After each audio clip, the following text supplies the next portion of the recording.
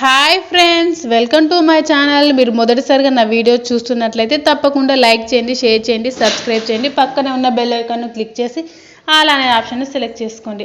కళ్యాణ్ అప్పుపై కేసు పెట్టిన విషయంలో అనామికను సపోర్ట్ చేసిన ఆమె తల్లిదండ్రులు కావ్యపై నిందలు వేస్తారు. కళ్యాణ్ అప్పుల లవ్ స్టోరీని వెనుక నుండి నువ్వే నడిపిస్తున్నావని కావ్యతో అందరూ అంటారు. కావ్య వారిపై ఫైర్ అవుతుంది. అనామిక గనుక కేసు వాపస్ తీసుకోకపోతే తన భర్త దగ్గర మీరు తీసుకున్న 2 కోట్ల అప్పు బండారం మొత్తం బయటపెట్టి మిమ్మల్ని జైలుకు పంపిస్తానని వార్నింగ్ ఇస్తుంది. కావ్య వార్నింగ్తో అనామిక తల్లిదండ్రులు కాళ్ళ బేరానికి వస్తారు. అనామిక చేత కేసును విత్డ్రా చేయిస్తారు. దాంతో అప్పు కళ్యాణ్ పోలీస్ స్టేషన్ నుంచి బయటకు వస్తారు. కళ్యాణ్పై కేసు పెట్టిన అనామికపై దుగ్గిరాల ఫ్యామిలీ మెంబర్స్ అందరూ ఫైర్ అవుతారు. కేసు పెట్టి నువ్వు సాధించింది ఏం లేదని అనామికతో అంటుంది స్వప్న. ఇంట్లో అందరినీ టార్చర్ పెట్టావు, చివరకు మీ అమ్మ నాన్నలను పోలీస్ స్టేషన్ వరకు రప్పించేలా చేశావు. అనామికను ఎగతాళి చేస్తుంది స్వప్న. తను చేసిన పనికి ఇకపై జీవితంలో అప్పు కళ్యాణ్ కలవరు. ఒక చెంప దెబ్బ కొట్టినందుకే ఇంత చేశావు, నాతో పెట్టుకుంటే ఇలాగే ఉంటుందని అనామిక బిల్డప్లు ఇస్తుంది. ఒక చెంపదెబ్బ కొట్టినందుకే ఇంత చేశావా అంటూ కూల్లో అనామికను దగ్గరకు వచ్చిన స్వప్న ఆమె చెంపపై గట్టిగా ఒకటిస్తుంది. నా చెల్లిని అరెస్టు చేసి జైలుకు పంపించినందుకు ఈ దెబ్బ అని అంటుంది. అనామిక కూడా స్వప్నను కొట్టడానికి చేయెత్తుతుంది. ఆమె చేతిని స్వప్న అడ్డుకుంటుంది. ఇంకోసారి నా చెల్లి జోలికి వస్తే ఏం చేస్తానో నాకే తెలియదని అంటుంది. ఇకనైనా ఒళ్ళు దగ్గర పెట్టుకుని ఉండమని హెచ్చరిస్తుంది. నేను కొట్టానని అప్పు మీద మళ్ళీ గొడవకు వెళ్తావేమో, అది ఒక్కసారి వదిలేస్తుంది, రెండోసారి అయితే గొంతుపై కాలు పెట్టి తొక్కేస్తుంది అని అనామికను మరింతగా భయపెట్టిస్తుంది స్వప్న. గొడవల గురించి పట్టించుకోకుండా అప్పుకు ఫోన్ చేస్తాడు కళ్యాణ్. గొడవలు జరిగాయని ఫోన్ చేయడం మానేస్తే మన తప్పు చేసినట్లు అవుతుందని అప్పుతో అంటాడు. తన వల్ల పోలీస్ స్టేషన్కు వచ్చిన అప్పుకు క్షమాపణలు చెబుతాడు కళ్యాణ్. అప్పుతో కళ్యాణ్ మాట్లాడడం చూసి అనామిక చూస్తుంది. ఇంత జరిగిన నీకు సిగ్గులేదా అంటూ భర్తపై ఫైర్ అవుతుంది. మాట్లాడుతాను, మళ్ళీ అప్పుతో మాట్లాడుతాను. ఏం చేస్తావు, అరెస్టు చేస్తావా? అప్పు విషయంలో ఎవరు చెప్పినా వినను, నువ్వు చెబితే అస్సలు వినను అని అనామికకు క్లాస్ ఇస్తాడు కళ్యాణ్. పెళ్లికి ముందు నువ్వు చెప్పిన మాటలు నిజమని నమ్మాను. నీ ప్రేమ ఎప్పటికీ అలాగే ఉంటుందని భ్రమపడ్డాను. కానీ నేను మోసపోయానని తెలుసుకున్నాను అని అనామిక అంటుంది. జీవితంలో నిన్ను ఎప్పటికీ క్షమించనని అనామికతో చెబుతాడు కళ్యాణ్. తాను ఎప్పటికీ మారనని, ఇలాగే ఉంటానని అనామికకు చెప్పి అక్కడి నుంచి వెళ్ళిపోతాడు. ఎలా క్షమించవో నేను చూస్తానని అనామిక మనసులో భర్తతో ఛాలెంజ్ చేస్తుంది. కావ్య ఇంటి పనులతో బిజీగా ఉంటుంది. సమస్యలు తీరిపోయినట్లు ఉన్నాయి. ప్రశాంతంగా కనిపిస్తున్నావని కావ్యపై సెటైర్ వేస్తుంది రుద్రాని. మీరు ఉండగా ప్రశాంతత ఎక్కడుంటుంది అని ధీటుగా కావ్య బదిలిస్తుంది. రాజ్ నిజం చెప్పడానికి ఇంకో 2 రోజులు మాత్రమే గడువు ఉంది. దాని గురించి ఏం ప్లాన్ చేశారో తెలుసుకుందామని వచ్చానని కావ్యతో అంటుంది రుద్రాని.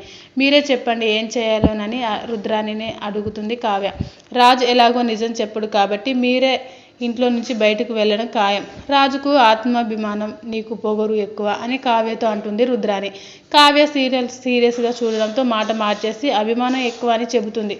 సడన్గా రోడ్డు మీద పడితే ఎక్కడుంటారని అడుగుతుంది.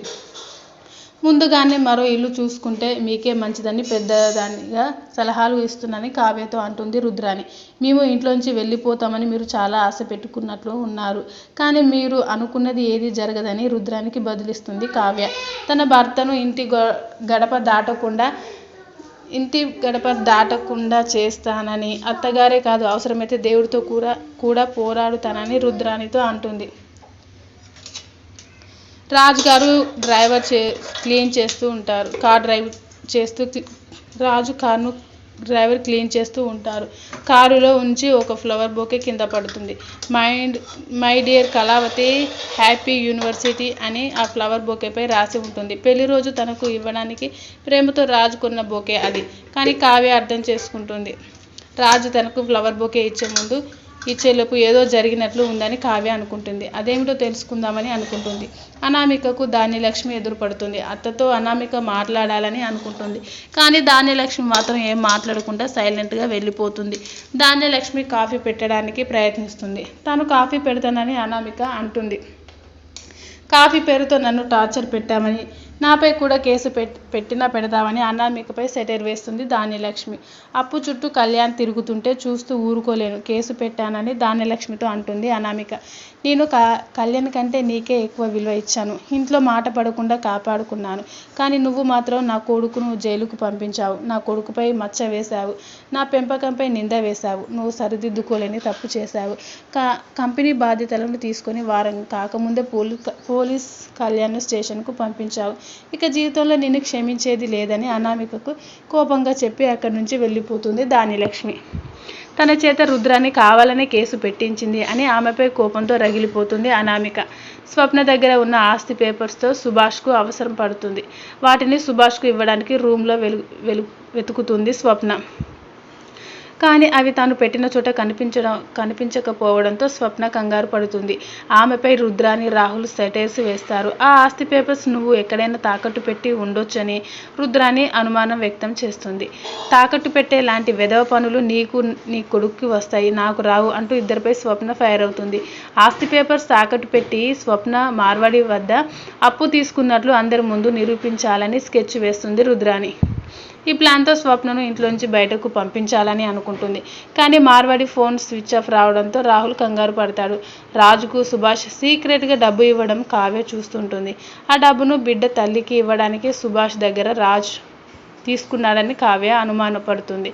రాజ్ను ఫాలో చేసి ఆ సీక్రెట్ ఏంటిదో తెలుసుకోవాలని అనుకుంటుంది. అక్కడితో నేటి బ్రహ్మముడి సీరియల్ ముగింపు. Thanks for watching this video. Please subscribe my channel.